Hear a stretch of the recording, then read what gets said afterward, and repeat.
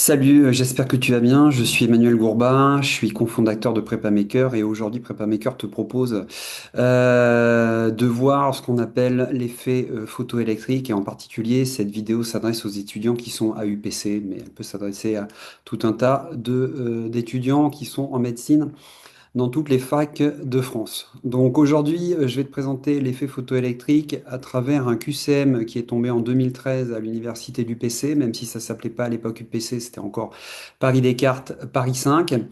Et je vais donc commencer à répondre aux items de cette question 42 en 2013, où on te dit que parmi les propositions suivantes concernant les rayonnements électromagnétiques, laquelle ou lesquelles de ces propositions sont exactes? On se placera dans l'approximation du modèle de Bohr pour calculer l'énergie de liaison du lithium. Donc l'approximation du modèle de Bohr, si tu as UPC encore cette année en 2026, là, eh bien tu connais déjà puisque tu l'as fait en chimie au premier semestre.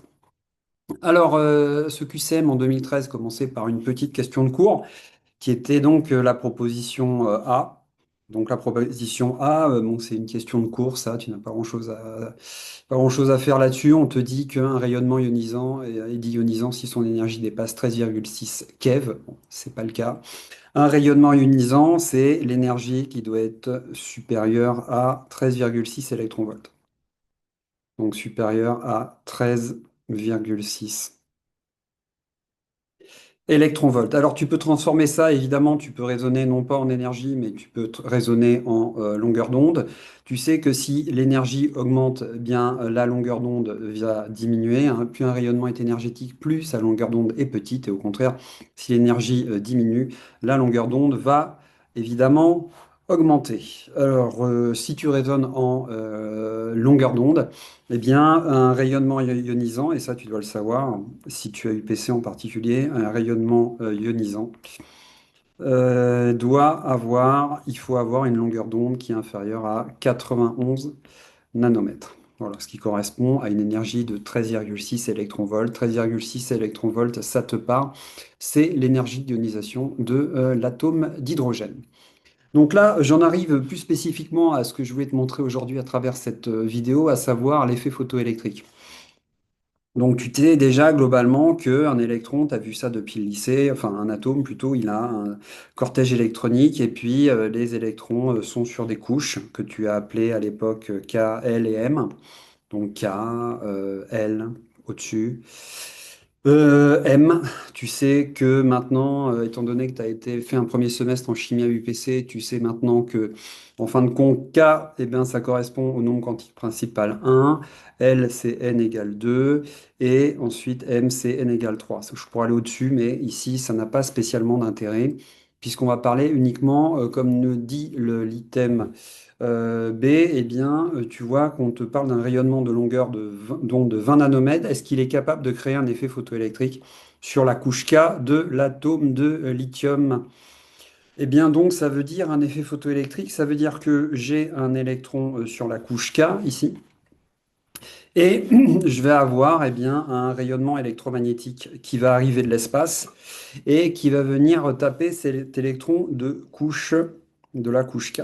Donc ça, c'est un rayonnement électromagnétique. Son énergie, tu sais, c'est la constante de Planck fois la fréquence, mais c'est aussi Hc sur lambda. Donc si tu voulais le calculer, ça pourrait être rapide. Je te montrerai aussi comment utiliser des formules un petit peu toutes faites qu'on appelle la formule de Duhan-Hunt.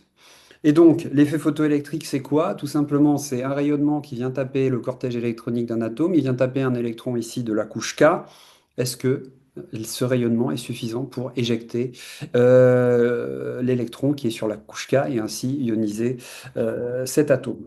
Donc, comment tu vas faire? Bah, tout simplement, tu vas calculer l'énergie de liaison de l'électron de la couche K et voir si l'énergie électromagnétique apportée par le rayonnement est supérieure à cette énergie de liaison. Si c'est le cas, alors tu vas pouvoir dégager l'électron du cortège électronique et tu vas générer ce qu'on appelle un photoélectron. Et donc, il va y avoir un, un effet photoélectrique. Et par contre, si cette énergie du rayonnement électromagnétique n'est pas suffisante, eh bien, tu n'auras pas d'effet photoélectrique. Donc, si E, c'est le rayonnement électromagnétique, c'est l'énergie du rayonnement électromagnétique, eh bien, tu as deux cas. Si E est inférieur à WK, pas d'effet photoélectrique, pas d'effet, donc photoélectrique.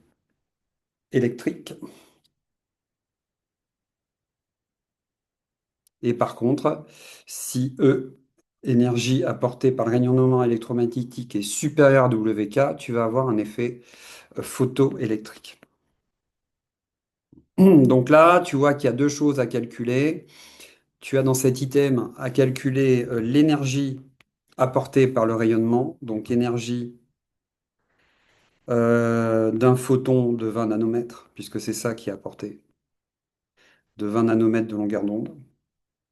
Donc pour calculer cette énergie, eh bien, tu as la formule de Duhan-Hunt, donc formule de Duhan et Hunt, qui est une formule toute faite, mais tu en as deux possibles avec pas tout à fait les mêmes unités, donc je t'encourage à connaître les deux en fonction de ce qu'on te demande comme unité en particulier. Tu sais que l'énergie d'un rayonnement en électronvolts, eh bien, c'est 1240 sur sa longueur d'onde en nanomètres. Ou alors, si tu es plutôt en mode kiloélectronvolt, tu sais aussi que c'est l'énergie du rayonnement, c'est l'énergie en kiloélectronvolts, et c'est 1,24 divisé toujours par la longueur d'onde en nanomètres. Donc ici, si j'applique directement cette formule eh bien, à mon photon d'énergie de 20 nanomètres, eh bien, l'énergie de ce photon, bah, c'est en nanomètres, en électronvolts, ça va être tout simplement 1240 divisé par 20. Et quand tu fais le calcul, eh bien, ça te donne 62 électronvolts.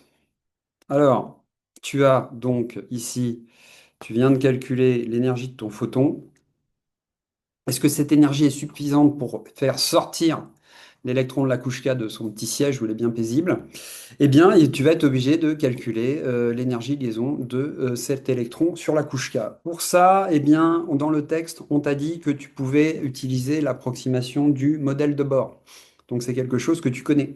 Donc, ici, on va calculer l'énergie de liaison d'un électron de la couche K.